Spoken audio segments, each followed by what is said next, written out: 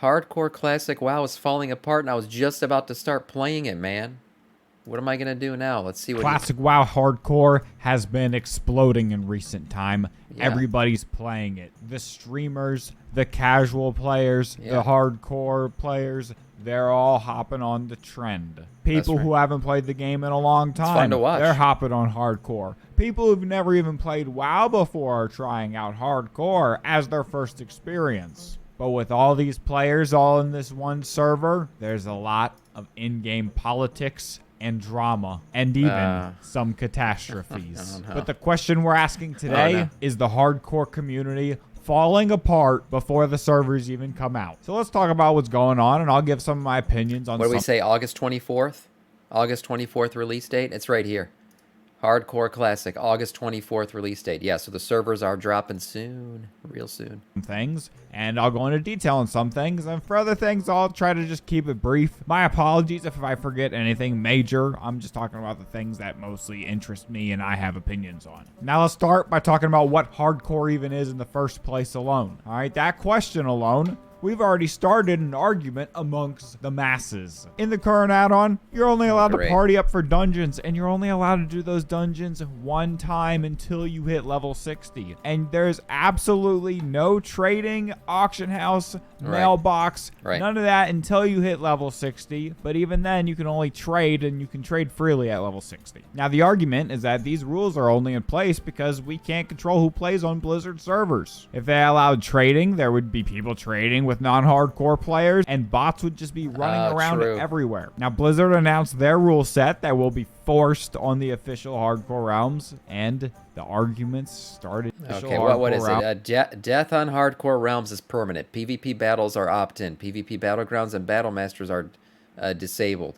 Most creatures will leash when leaving the area or zone. Okay.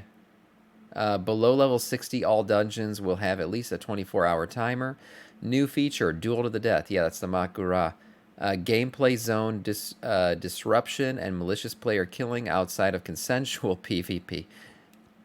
Yeah, the P has to be consensual. That's right. Consensual P will not be tolerated on hardcore realms. Okay. And the arguments started to stir. So on official realms, it looks like there's going to be no restrictions on trading and partying, but the dungeons but there doesn't have to be, because you're only going to have hardcore players on the hardcore server. This is an official hardcore server, so there will be no regular players. So you can trade. The only thing that might happen is it kind of screws around with if a streamer's playing or something. We'll have a daily lockout. Now, I'm not as invested in these servers as I know some people will be, but for the most part, I kind of like these rules. I feel like the rules are good. I think trading and grouping is fine as long as everybody and all the loot that is involved is hardcore and nobody's died along the way. I know a lot of people won't agree with this, but for me, the perfect way for this server to be done would be for it to have been a super unique RP server. I'd allow free trading and grouping. You can do all that you want, but the dungeons and raids, they only have one lockout ever. They never reset. No weekly, no daily, nothing. I just think it'd be funny to see if maybe a guild could possibly beat Kel'Thuzad and beat Naxxramas with only one chance at loot. I don't really know if it would work out. I haven't thought about it. The one thing that I would like about the one run rule is like it makes the world feel more alive, because people are not in dungeon instanced content then. Like, everybody's out in the real world, which makes the world feel more alive and makes hardcore that much cooler. That's why I would like to have the dungeon lockout, limited, where you can only do each dungeon one time. But, whatever. That's not what they're doing. Too much, but I just want to see if it would happen. It'd be kind of funny, because if you kind of think about it, on the hardcore servers, you only have one life, and if you die, you're dead for good. So why shouldn't dungeon bosses and raids also have that same mechanic where they also only have one life? They're also hardcore on this server. Now, I know everybody won't agree with that, and that's fine, but hey, that's my idea for what would be fun. I think everybody should be able to play how they want to play. That's fine, all right? What I don't like is when people flip the definition of hardcore. Because a lot of people, you see, they just want to play solo self-found, which is also fine. But not when you want to force everybody else on the server to play solo self-found for you to have fun. Solo self-found is a personal challenge. Hardcore is something you can do with other people. So it doesn't hurt to have other hardcore people playing on a server where you're doing solo self-found. But it does hurt to force solo self-found on a server where people want to play together.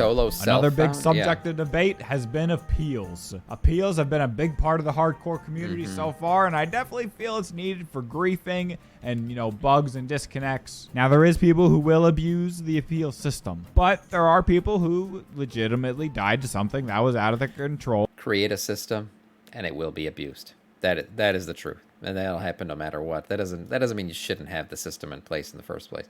Because if a DC kills me on hardcore, well, I'm not gonna lie, I'm gonna be upset. I'll be pretty upset. Well, it wasn't their fault, but Blizzard has told us that on the official realms there will no be appeals. Get no wrecked. appeals. I don't think they don't have the resources. If only there was a team out there of people who are doing appeals on a hardcore server. Hardcore is better in looter games like D4. If only there was that team out there. But there's not. So that means when you're being a moron and you die in Dire Maul, you can't just put in a ticket and say it's a bug anyway. Because if you die on official, you will never resurrect. And I think Blizzard saying this had maybe encouraged another set of players. That's a problem we should talk about. I have to say, the griefers, yeah.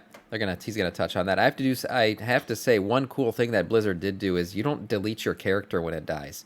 You can stay in ghost form and you could literally RP as a ghost for the rest of time, if you want to. On current RP servers, when you die, you just delete your character. This one, they can become a ghost character, essentially. I just wonder what kind of people now, are going to come out of that. Griefers have been a big part of hardcore for some time now. Whether it's a stealth rogue trying to bait you so that you attack them and then they can kill you super easily, or it's a hunter dragging an elite mob across the continent so they can kill people in low-level zones. That's why they're leech locking mobs to zones. That way you can't pull a giant boss into Stormwood. Or maybe it's another rogue and he's stealthed waiting for you to turn in a quest that'll flag you for PvP and he can kill you and get away with it. No matter what it is, these griefers were running around like terrorists. But I will give it to Blizzard. I was planning on playing Mage, Hunter, or Warrior. I haven't decided. But I could do a spin the wheel.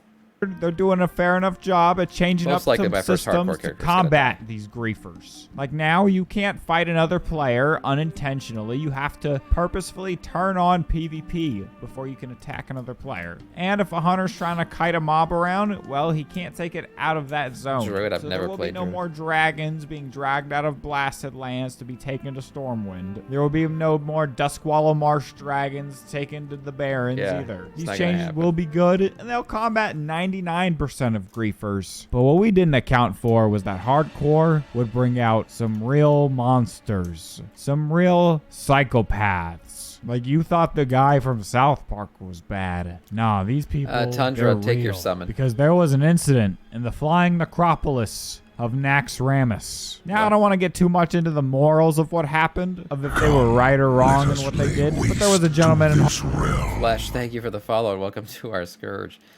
hardcore WoW who joined a guild, raided with them weekly, learned, progressed with them, taught them stuff when he knew more than them. He even played other games that weren't WoW with them on random nights. And this man waited until the guild was on the final night of progressing Naxxramas. And keep in mind, no guild had beaten the raid in hardcore yet. And on the 4 horsemen, he perfectly executed the ultimate grief, killing 36 out of the 40 members of the group. I saw this video. And why not on Kel'Thuzad, the final? That man played the long game, bro. He waited all the way until he had his opportunity, and then he took it.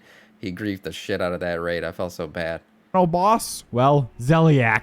He pretty much has an ability that doesn't care if you use petrification. He just kills you anyway. So he knew that his raid members couldn't get away, and this was the only opportunity. Now, Blizzard said they're going to have a no-tolerance policy when it comes to griefing and hardcore. And they've already been griefing a ton of players on the unofficial hardcore servers. So I don't know if this guy's going to get banned, because obviously he's playing it off like he didn't grief. But in total, it feels like the number of griefers have already lessened, unless they're trying to gain an army together for official that we haven't seen yet. So who knows if that guy's going to get banned. I feel like people will do it for content, Twitch, man. And talking about that whole incident reminded me of another hardcore political debate. The flask of petrification. Should it be allowed? Does it take away... Flask of penetration.